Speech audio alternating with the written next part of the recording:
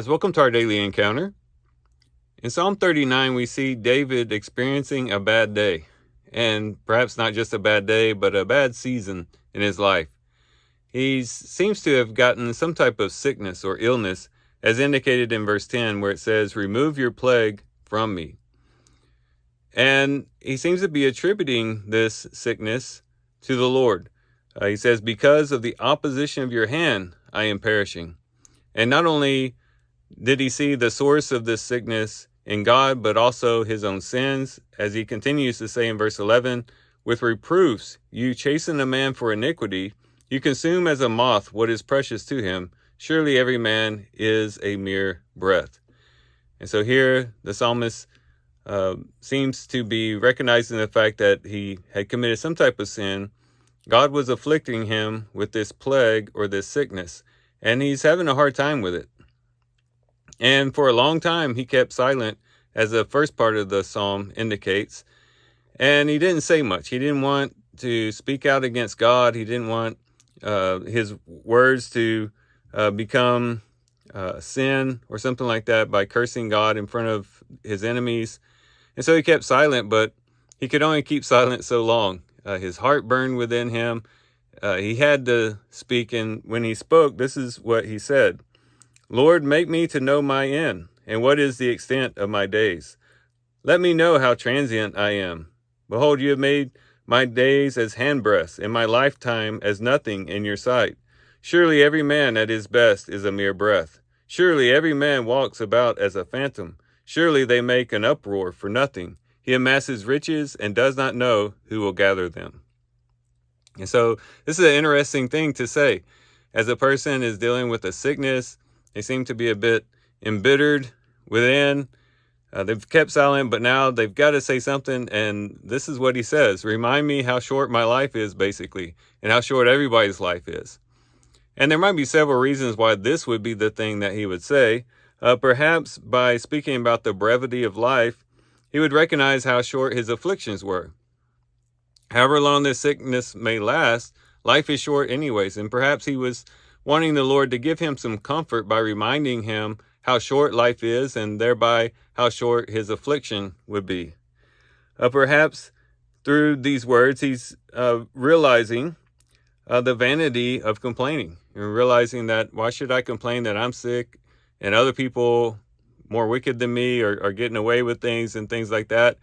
Everybody's life is short. All of us are going to end up in the grave, whether we're rich, whether we're poor, whether we're healthy, whether we're sick. And maybe that's what he was trying to have impressed on his mind, that it's vain to complain because we're all going to end up in the grave anyways. Or maybe he was just trying to keep himself humble as he's wrestling with this sickness and struggling with why God would continue to allow this plague to continue on.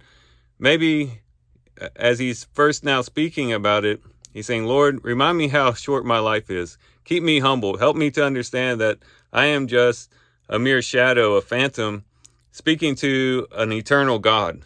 And that might be the reason as well.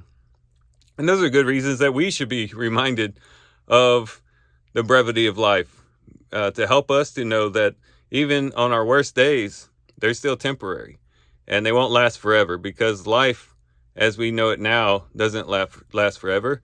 And also it will help us from maybe not from feeling like, well, life is unfair. This person gets that, I don't get that, or that person's healthy, why am I sick? It helps us to remember that, you know what, everybody's going to end up in the grave. Everybody's life is brief. And so it's really vain to complain. Or we could also be benefited by this idea of the fact that we need to be humble before God, and to realize we don't have an eternal perspective like he does. And in our sufferings, we can only see things from a very limited perspective, and it would keep us humble. But there's other reasons why these truths would be helpful to us. Not just for the reasons that perhaps the psalmist wanted these things impressed on his heart, but things that we can benefit from. For one, knowing the brevity of life helps us not to anchor our hope in this life. As we go throughout our day-to-day lives, It might be that we do set up all of our hopes in this life. We begin to think, okay, these are the goals I want to accomplish in my life. These are the things I want to get done. These are the achievements I want to accomplish. And we begin to set up all of our hopes in this life as though the greatest goals we could ever have and ever establish are what we can see accomplished in this life. And remembering the brevity of life reminds us that, we can't place all of our hope in this life because we're not guaranteed tomorrow. Life is brief, life is short, and we may not see our ambitions, the fruit of our ambitions realized. And so it will help us to realize our hope shouldn't be in this life, it should be in eternity.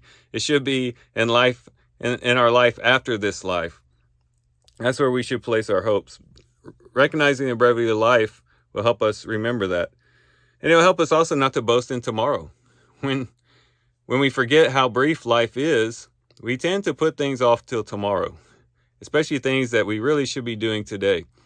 And by remembering that life is short, that we are mere phantoms here on this earth that are here today and gone tomorrow, it'll help us to say, you know what, now is the day to roll up our sleeves and get busy, to be doing the things of the kingdom, to be doing what we can to love others and show love to others, to draw closer to the Lord, all those things that we should be doing as Christians, we would be more likely to do today instead of putting them off till tomorrow, and not to waste our time on trivial things, but to have our heart set on eternal things.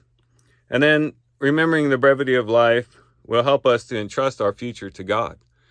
To say, you know what, we are temporary, our life is brief, and so I don't want to entrust my life to just other people or other beings who are also temporary, but I want to place my trust in the eternal God. My future really is in His hands. It's not in my hands because I have no control, really, ultimately, how long my life will be. And even if I did, it wouldn't be that long.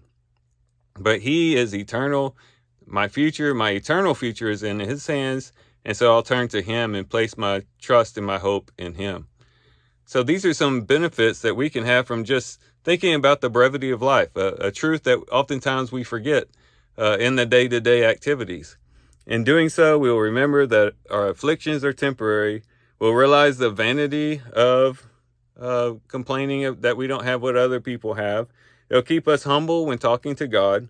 It will help us to not anchor our hopes entirely in this life, and help us not to boast in tomorrow, and will also help us to entrust our future to the eternal God. And so there's a lot of benefits in just remembering how brief life is. And hopefully today we can take some time, especially as we read Psalm 39, to kind of take some reflection and to just remind ourselves how short life is. And then to be motivated by that, to go out and do the work of the kingdom, to serve the Lord, draw close to Him, to love others, and everything else in connection to that. So here's some things we can reflect on and think about as we do our reading today. With that, guys, I do thank you for watching the video today. Hope you guys have a great day. Love you guys. God bless.